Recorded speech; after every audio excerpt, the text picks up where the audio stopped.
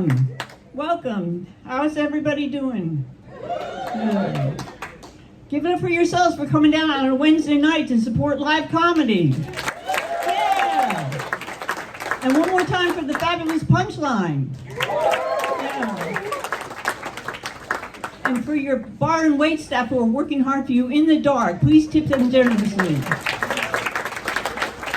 We have a great show for you tonight. We have the Old School Comedy Masters. Give it up for them. They're in the back. Let them hear it some love. Yeah. And just so you know, I would not have picked this face and this scrawny frame to represent my lofty ideals. This is not what I had in mind when I said adorable, fun-sized lesbian. This is something more between a cross between a scared bird and a day-old French fry. Don't I look like Woodstock in the Peanuts comic strip? With the hair and the big nose? If Woodstock were an old dyke with an eating disorder and poor social skills? This is what it looks like when your self-esteem hangs by a thread. Even so, I have what it takes to get up in front of a bunch of strangers and talk about my wretched life. Thank you. I don't see you fuckers up here. It takes guts to do this. Not to mention an awkward childhood. Followed by years of expensive therapy. And this is key, an overwhelming need to be laughed at. Thank you. That's why I became a teacher. Yeah, I thought I could change my life. Instead of one dead-end job after another, I'd get a career. Everyone said, you could be a teacher, Loren. You should be a teacher. So I got my teaching credential. But no, you botched that, didn't you? You let a bunch of middle school misfits run your self-worth into the ground. You had a meltdown in front of the principal. You tried to poison your 7th grade class. Not that they didn't deserve it. But Miss Kraut, yesterday you said the numerator was on the bottom. Today it's on top. Which is it? Miss Kraut, Miss Kraut. You don't really know, do you? I still don't know. But like I said, I don't see you fuckers up here. Sharing. BTW, that last one was a fraction joke. For all you English majors. Okay, it's going well.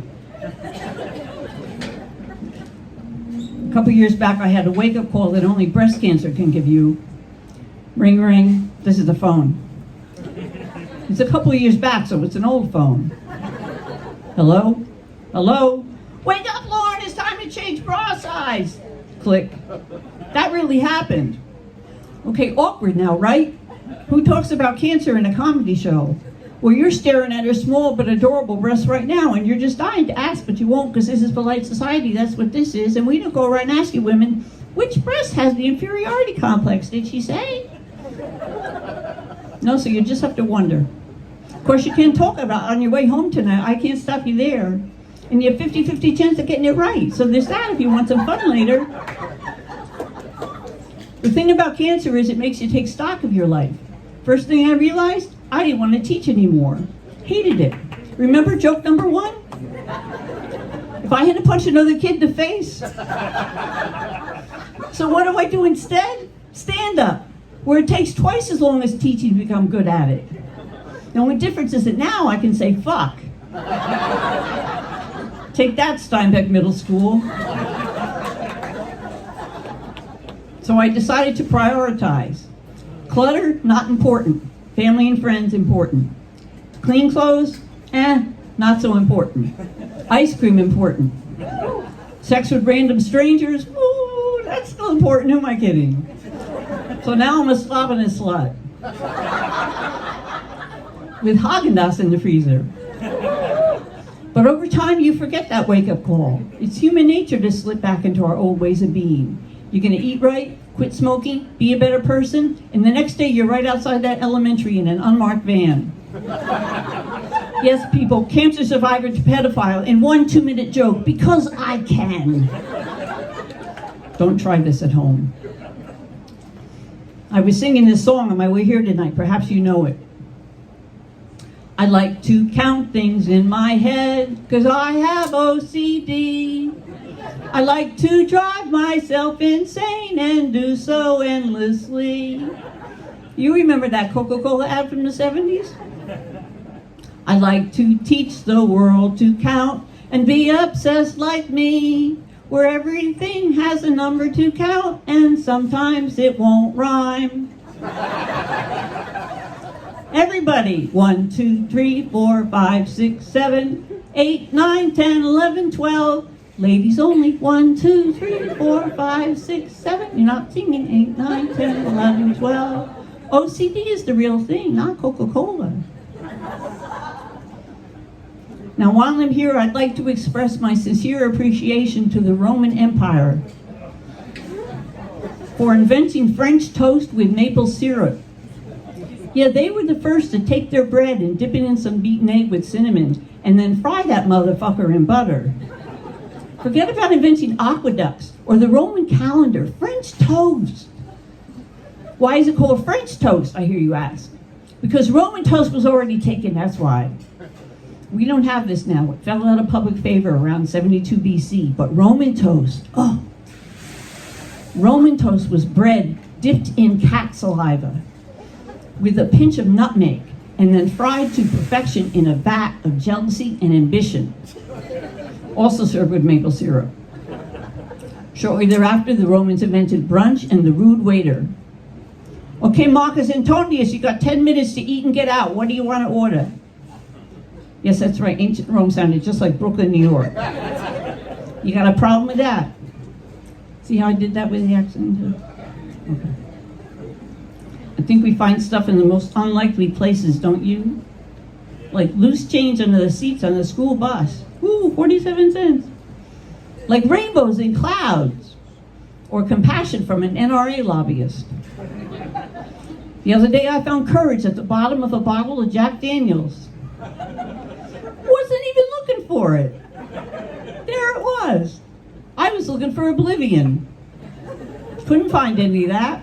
But courage, bravado, false hopes, fake confidence, that shit is just awash in whiskey. I also discovered mediocrity at the post office. You'd think you'd have to go to the DMV for that. Nope. And today, right behind the Frosted Flakes was some leftover enthusiasm. It must have been there a while. It was looking a little worn out. It was going like this. There, okay. That's a Tony the Tiger joke. You don't see those too often. I'm going to get some of this. This is gin.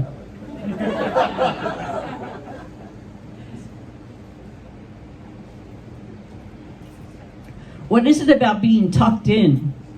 You know how babies are swaddled? Little kids get tucked in for the night? Well, I'm a grown-ass woman in her fucking 60s, and I tucked myself into bed last night. Why? Because I'm just rocking the sophisticated senior shit, that's why.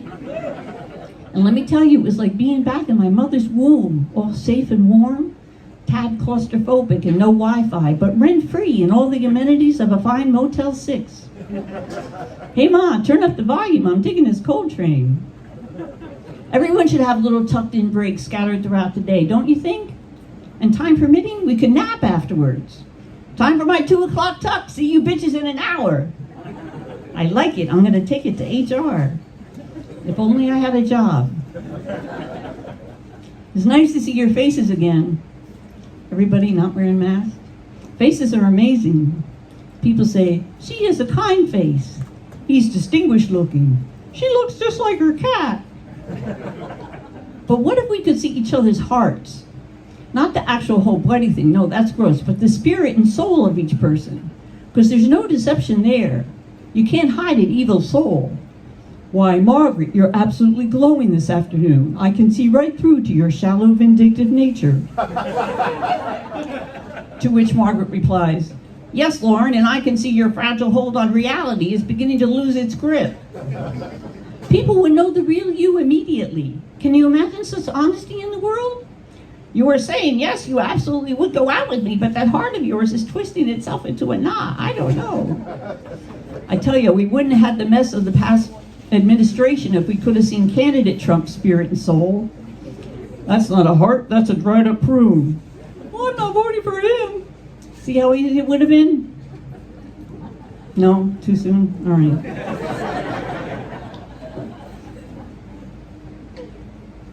How about this song? Do you know this one? Oh, I hate to have an existential crisis when I'm on stage in front of all of you, questioning life's meaning and its purpose, not finding any and letting you all down. No? Do you ever get high and zone out on your mother's name? Evelyn. Evelyn. Evelyn. Who are you, and why did you procreate, you evil sorcerer, you? Trying to take over the world with your neurotic, Jewish, anorexic, clinically depressed, slightly suicidal excuse for a daughter? How is that supposed to help? Oh wait, that's me. You ever get high and think, is it angel food cake or angel food cake? Huh? And why not just angel cake? We don't say pumpkin food pie, do we? You ever get high and say, this shit is funny, I'm gonna write it down? You have, haven't you? And then you find it later and wonder when the cat learned to draw? Yeah, I like to write when I'm stoned. I go to different places. One of them, self-confidence land, is so rare and unexpected, I hyperventilate whenever I'm there. I actually feel good about myself right now. Oh God, I can't breathe. And it appears that I'm headed to Willie and Cleverville, though sometimes the signs point in that direction. But when I get there, I find a black hole with a note saying, are you fucking kidding me?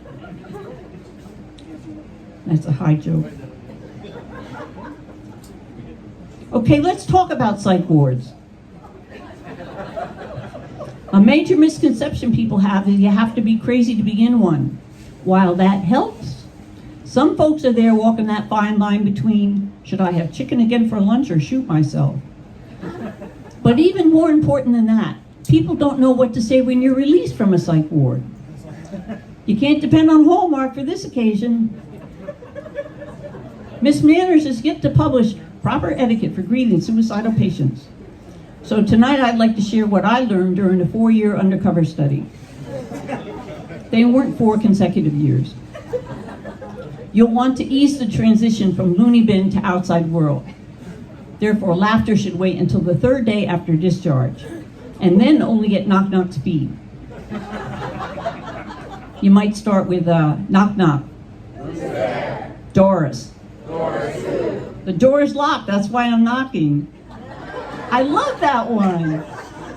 And they'll relate to it because there are plenty of locked doors where they just came from.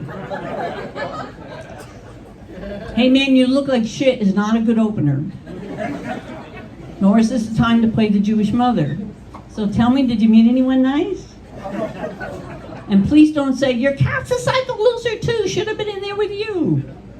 One good icebreaker is to ask about roommates. Were they like George Bailey in It's a Wonderful Life or Norman Bates in Psycho?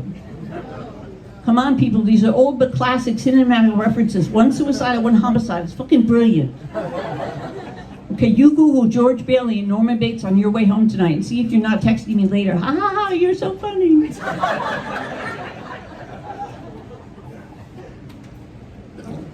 My last name is Kraut. It's a horrible name. People think Nazi, or worse, cabbage. All my life it's been, what's your name? Loren Kraut, as in sour. It's a slur against Germans, and we're Polish and Russian. Jews, if you will. Even if you won't, we're still Jews. The thing is, nobody thought to change Kraut. No, they changed their first names. Morris became Lawrence, Rivka became Rita, Shlomo became Beatrice. Because you didn't want to sound Jewish. But what about sounding like coleslaw? Did anyone consider the damage that could do to a person's self-esteem? WTF, ancestors? All right, I gotta get going. But first, let's pause for a brief second. Okay, that's enough. And reflect on the concept of time. Everyone knows about it. We use it all the time. Thank you. Follow it or not, you're late. I lost track of time. You work for it, part-time, full-time, overtime, all the fucking time. You get it done in next to no time or at your earliest convenience. Fuck you, I'm busy. You took your sweet time. Come on, man. I don't have all the time in the world. First time, next time. This is the last time. You're wasting time. I got time to kill. What the hell time is it? Time's up, Miss Kraut. At any point in time. But you can't touch it, can you? And we have happy hour, children's hour, darkest hour, hourglass. Minute waltz, minute steak, New York minute, in a minute, just a second, split second, hold on a second, who's the second, what's on first? I don't know, third base. Well, that's my time. Thanks very much. I'm Loren Kraut. You ready for your next comedian? All right. Give a round warm of applause for the old school masters of comedy. Please welcome them. Loren Kraut, ladies and gentlemen, Loren Kraut. Loren Kraut, Kraut in, all out. These are the jokes we can't do without.